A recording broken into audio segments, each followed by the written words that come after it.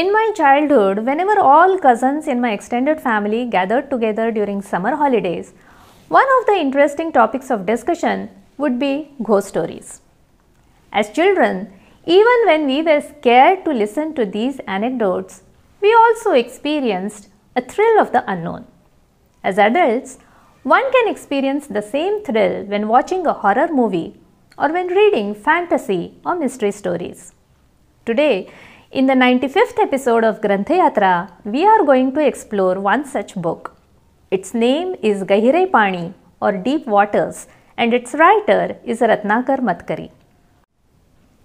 Writer Ratnakar Ramakrishna Matkari was born in Mumbai in 1938. After graduating from Elphinstone College, he worked at the Bank of India until the year 1978 and thereafter dedicated his life to theatre. He had begun to write during his school days. His soap opera, Mad People, was serially broadcast on Akashvani while he was still studying in college. In all, Matkari wrote 32 plays, 23 collections of stories, 6 collections of essays, 16 one-act plays, 12 plays for children, and 3 novels. His plays such as What Was My Fault, Deep, Deep Waters, A House Should Belong to Three, or 4 Days of Love became popular for their experimental nature and for excellent characterization. In the field of short story, paranormal mystery was his favorite genre. Matkari wrote more than 150 mystery stories. Gahire Pani, a collection of his previously published select short stories, was published in 2001. Date, the very first story in this collection, gives goosebumps to the readers.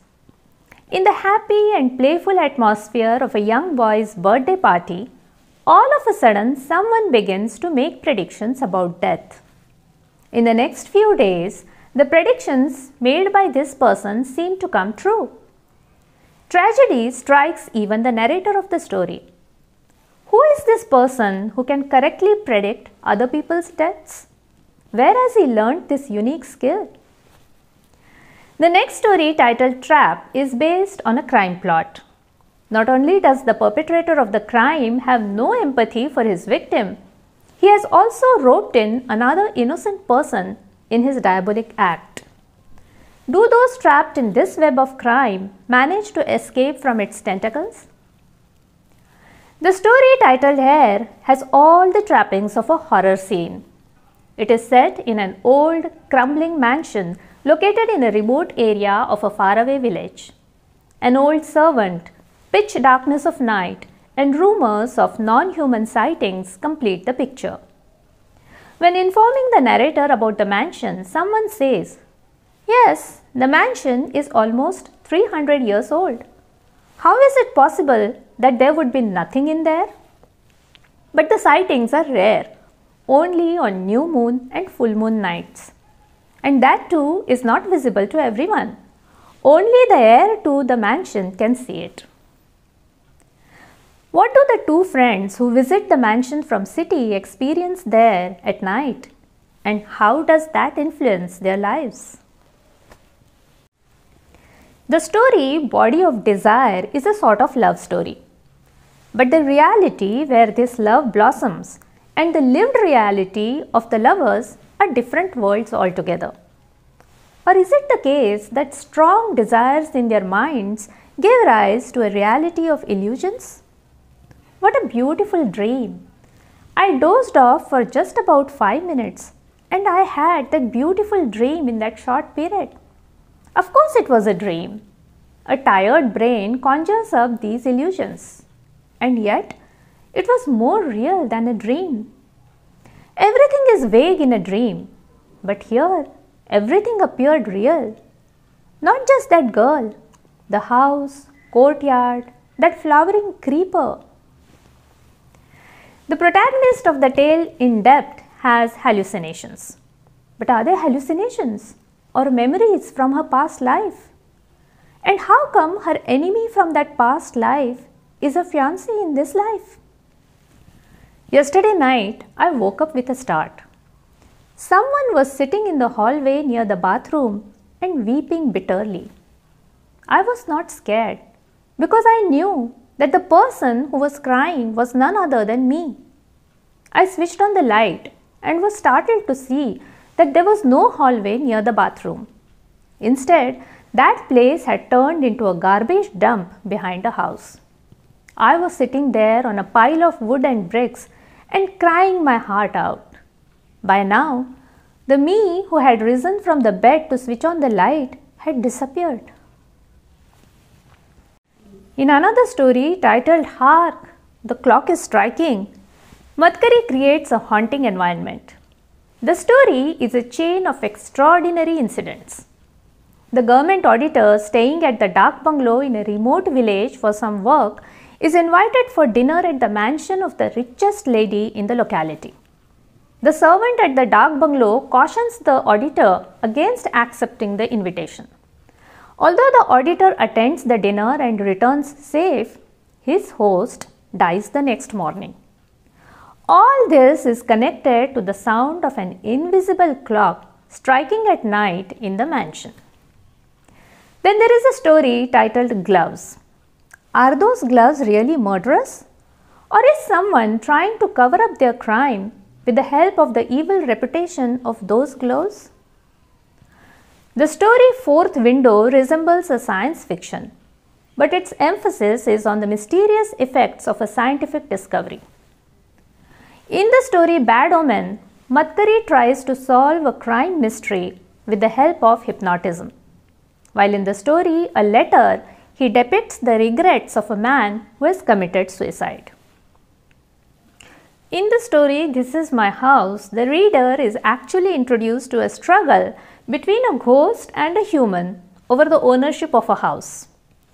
Here, the protagonist is not afraid of the ghost, but is tormented by the ghost claiming its right over his house.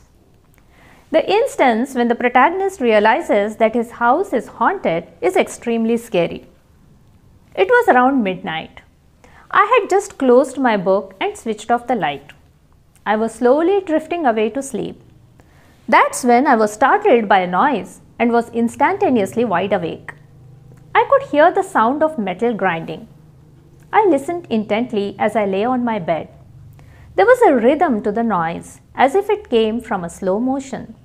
Within moments, I realized that the noise came from the metal hooks of the swing. Someone was sitting on the swing in the porch of the house. On the other hand, the unknown entity in the tale, Wait, I'll Be Back Soon, is an intensely affectionate and reassuring being. All my fears vanished. I was to be united with such a loving spirit. Then why should I be afraid of death? It is but the grand entrance of the temple of that light. And the master of that light did not just reside in the sanctum of that temple, but was standing at its grand entrance to welcome me. In fact, I was so fortunate that he had stepped ahead and was holding my hand to lead me in through the grand entrance. He was telling me what to expect in advance to quell my fears. He was lighting my path to help my smooth progress. There was no fear left in my mind. My mind was at peace. It became tranquil. In this book, Madhkari tries to unravel the layers of human mind through the technique of mystery. That is the reason why these tales are not limited to just providing a provocative and thrilling experience, but help to explore the eternal truth in human relationships. These tales that keep the readers engaged with descriptions of supernatural experiences are ultimately related to the issues of human life and hence appear closer to reality. Even this one book is enough to provide a glimpse of Madhkari's diverse narrative skills. At times, he describes an incident through a dialogue between the characters of the tale, while at others, he narrates the emotions of the protagonist through first-person narration. In one story, a ghost is the narrator, while in another, sin itself narrates the happenings. One tale unfolds through the letters written by the protagonist to herself, while in another, a criminal narrates her own life. Although Madhkari uses fantastic tools such as hypnotism, scientific experiments to increase the speed of time, memories of past lives, and concepts like Dracula, who drinks human blood. The themes of his stories are based on human relationships. Parvati Bai, who provides a surety to the criminal who attempted her own murder out of her gratitude for his pretense of being her son when she is suffering from the sorrow of infertility. Mother of the protagonist of the tale here, who makes everyone believe that her child from her husband's friend is the legitimate son of her husband. Chandrakant, who desires a young woman in his late middle age. The master in the tale Sin, who murders his kin out of his greed for money. Firoz Bai, who sacrifices the lives of others to save her own. The villain in this tale Bad Omen, who takes revenge on a woman who rejects his love. Matkari presents such characters in his stories that are examples of distorted minds but which are quite common in society. These characters are a testimony of the writer's acute observational and analytical skills. We have with us today Dr. Krishna Naik, who has done research on Matkari's stories. He will tell us more about his tales in this book today. Ratnakar Matkari हा मराठी साहित्यातला एक चमत्कार खरं म्हणजे मानला पाहिजे. त्यांनी साहित्याच्या सर्वच प्रकारात आपला ठसा उमटवलाय. त्यांनी कादंबरी, कथा, कविता, नाटक, पटकथा, ललित लेखक आणि सगळ्यात महत्वाचं म्हणजे माध्यमांतर जी आहेत त्याच्यावर त्यांनी त्यांचे विशेष काम केलेलं आपल्याला दिसतं. आणि असं असलं तरी सुद्धा त्यांची ओळख ही साहित्य क्षेत्रात नाटककार आणि गूढकथाकार म्हणून प्रामुख्याने आहे. मतकरींची गूढकथाकार म्हणून जी ओळख झाली ती 1966 मध्ये त्यांनी पहिल्यांदा जी खेकडा नावाची जी कथा लिहिली त्या खेकडाच्या निमित्ताने झाली. त्यानंतर त्यांनी गूढकथा इतक्या लिहिल्या की जवळजवळ 250 गूढकथा त्यांच्या नावावर जमा आहेत. आणि त्या गूढकथांमुळे मराठी साहित्यात एक गूढकथांचं एक नवीन दालन हे त्यांनी सुरू केलं आणि त्याच्यामध्ये अनेक गूढकथाकार त्याच्यानंतर निर्माण झाले. म्हणजे ते करत राहिले, त्यांच्याच वाटेने चालत राहिले. आता रत्नाकर मतकरींच्या गूढकथांबद्दल बोलायचं तर त्यांच्या कथा या गूढकथाच नुसत्या नव्हत्या, त्या मुळात त्या आधी चांगल्या कथा होत्या.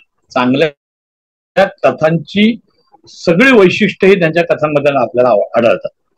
ते सगळे जे काही निकष होते जर आपण चांगल्या कथांचे लावायला गेले म्हणजे जसं शेवट किंवा सुरुवात, त्याच्यानंतर त्याच्यामध्ये त्यांनी जी काही वातावरण निर्मिती, व्यक्तिचित्रण याच्यामध्ये त्यांनी उत्तमरित्या आपली वैशिष्ट्य, आपले लेखन वैशिष्ट्य त्यांनी सांगितलेले आहे. आता जवळजवळ या सगळ्या गूढकथांचे त्यांनी 18 कथासंग्रह त्यांचे जवळजवळ प्रसिद्ध झाले. अजूनही त्यांच्या काही गूढकथा या अजूनही अप्रकाशित आहेत हे मला माहिती आहे. आता या सगळ्या गूढकथांमधल्या ज्या काही निवडक कथा काढल्या गेल्या वास्तविक त्या सगळ्यात चांगल्या होत्या. त्यांच्यातनं सिलेक्शन करायचं म्हणजे अवघड होतं. पण त्यातही त्यांनी ज्या उत्तम गूढकथा ज्या त्यांच्या म्हणून निवडल्या गेल्या त्या कथांचा संग्रह म्हणजे गहिरे पाणी. रत्नाकर मतकरींच्या गूढकथांमध्ये लहान मुलं होती, स्त्रिया होत्या, पुरुष होते, समाजातील गुन्हेगार होत्या, मनोरुग्ण होते, अशा सगळ्या समाज घटकांना त्यांनी आपल्या कथांमध्ये स्थान दिलं.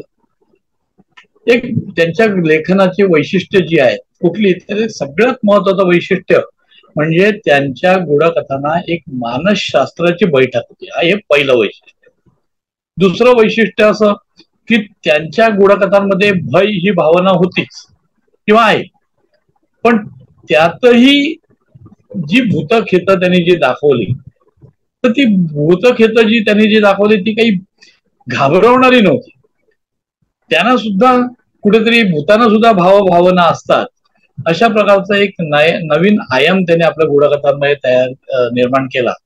आता या ठिकाणी त्यांनी अनेक भावभावनांचं त्यांनी त्या ठिकाणी वैशिष्ट्य स्थान त्यांच्या गूढकथांमध्ये आहे. त्याच्यामध्ये लोभ आहे, मत्सर आहे, सूड आहे, भय आहे, बिभत्स आहेत, असे अनेक विविध रस जे साहित्यांमधून व्यक्त होत असतात ते सगळे त्याच्यामध्ये आलेले आहेत. समाज घटकांमध्ये त्यांनी मध्यमवर्गीयांना वगैरे स्थान दिलं असल्यामुळे समाजातल्या रूढी, अंधश्रद्धा यांनाही स्थान त्या ठिकाणी. पण त्याने आपल्या गूढकथांमध्ये रूढी, परंपरा किंवा अंधश्रद्धा यांना सुद्धा काही फार मोठं काही प्राधान्य दिलंय असं वाटत नाही. त्यांनी तर एक माध्यम म्हणून हे सगळं वापरलंय, पण त्यांनी त्यांचं समर्थन कुठेही केलेलं आपल्याला दिसत नाही. पण गहिरे पाणीच्या मधलं एक वैशिष्ट्य असं आहे की या गहिरे पाणी या संग्रहावर नंतर त्यांनी टीव्ही मालिका केली आणि ती गाजली सुद्धा. आणि त्यामुळे गहिरे पाणी हा कथासंग्रह सुद्धा त्यांच्या एकूण साहित्य प्रवासातला एक मैलाचा दगड ठरावा असं मला वाटतं. The tales in the book Gahire Pani were enacted on stage several times. Matkari himself presented a TV serial based on these tales. It became hugely popular because of its dramatic content. Do read these stories that have enriched the genre of supernatural tales in Marathi literature. We shall meet in the next episode of Granthayatra to understand poems that provide a commentary on contemporary reality. Until then, keep reading.